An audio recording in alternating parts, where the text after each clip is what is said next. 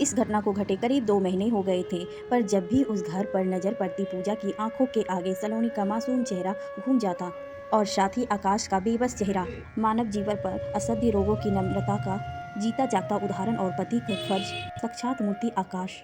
दोपहर के 2 बजे थे। घर का सारा काम निपटा कर मैं लेटने ही जा रही थी कि दरवाजा खटखटाने की आवाज़ आई। दरवाजे पर एक महिला थी, शायद सामने वाले घर में आई थी, क्योंकि पूजा ने इन दिनों कई बार उसे वहां देखा था। उसका अनुमान सही था। मैं आपको न्योता देने आई हूँ, कुछ खास है क्या? हाँ, कल शादी है ना, आप ज़रूर आइएगा। इससे पहले कि पूजा कुछ और पूछती, वह महिला चली गई। शायद वह बहुत जल्दी में थी। वह तो चली गई, पर जाते जाते पूजा की नींद उड़ा गई। सारी दोपहर वह यही सोचती रही कि आखिर किसकी शादी हो रही है वहाँ, क्योंकि उसकी नज़र में तो उस घर में अभी कोई शादी लायक नहीं था। शाम को जब विवेक आया तो उनके घर में पैर रखते ही पूजा ने उन्हें यह सूचना दी, जिसने दोपहर से उसके मन में खलबली मचा रखी थी। उसे लगा कि यह समाचार सुनकर विवेक भी हैरान हो जाएंगे, पर ऐसा कुछ नहीं हुआ। वे वैसे ही शांत रहे जैसे पहले थे।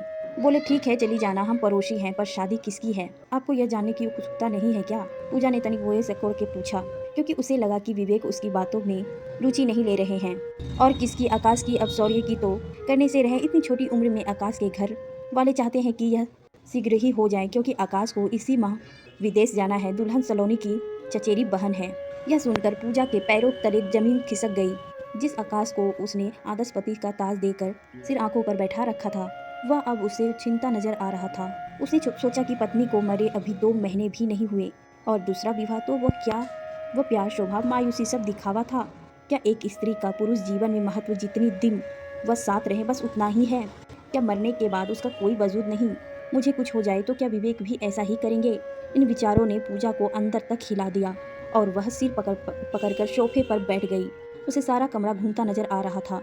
जब विवेक वहां आए तो पूजा को इस हालत में देख घबरा गए और फिर उसका सिर गोद में रखकर बोला, क्या हो गया है तुम्हें? क्या उटपटांग सोच सोच कर अपना दिमाग खराब करती हो? तुम्हें कुछ हो गया तो मेरा क्या होगा? विवेक की इस बात को सुनकर गौरवान्वित महसूस करने वाली पूजा आज बिखर पड़ी। ले आना तुम भी आकाश की तरह दूसरी पत्नी। पुरुष जाति होती ही ऐसी है, पुरुषों की एक मृगमरीचिका है। नहीं, ऐसा नहीं है आकाश, यह शादी अपने सास ससुर के कहने पर ही कर रहा है। उन्होंने ही उसे पुनर्विवाह के लिए विवश किया है, क्योंकि वे आकाश को अपने बेटे की तरह चाहने लगे हैं। वो नहीं चाहते हैं कि आकाश जिंदगी भर यूं ही मायूस रहे। वो चाहते हैं कि आकाश का घर दोबारा बस जाए और आकाश की पत्नी के रूप में उन्हें अपनी पत्नी सलोनी वापस मिल जाए। इस तरह शौर्य को भी माँ का प्यार मिल जाए। पूजा, जीवन सिर्फ भावनाओं और यादों का खेल नहीं है, यह हकीकत है, और इसके लिए हमें कई बार अपनी भावनाओं का दमन करना पड़ता है। सिर्फ ख्वाबों और यादों के सहारे जिंदगी नहीं काटी जा सकती है। जिंदगी बहुत लंबी होती है।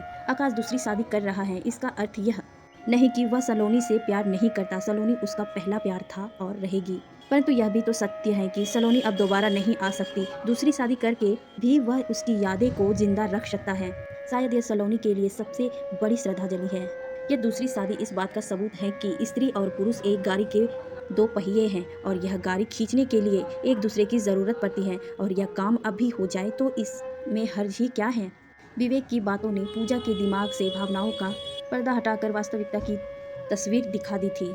अब उसे आकाश के पुनर्विवाह में कोई बुराई नजर नहीं आ रही थी, और ना ही विवेक के प्यार पर अब कोई शक की गुजारिश ही नहीं थी।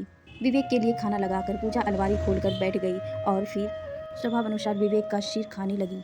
कल कौन सी साड़ी पहनूं? पहली बार उनके घर जाऊंगी, अच्छा पोषण पड़ना चाहिए। विवेक ने भी सदा की तरह मुस्कुराते हुए कहा कि कोई भी पहन लो, तुम पर तो हर साड़ी खिलती है, तुम हो ही इतनी सुंदर। पूजा विवेक की प्यार भरी बातें सुनकर गर्वित हो उठी।